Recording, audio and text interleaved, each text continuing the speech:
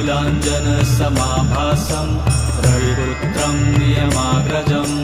छायामार्तण्डसम्भुतं तं नमामि शनैश्चरम् नीलाञ्जनसमाभासं रविपुत्रं नियमाग्रजं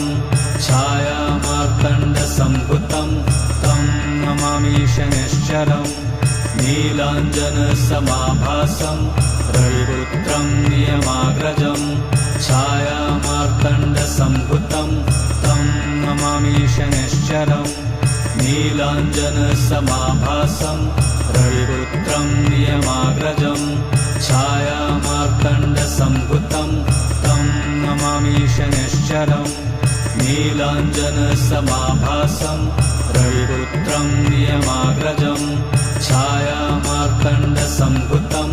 तं नमामि शनैश्चरम्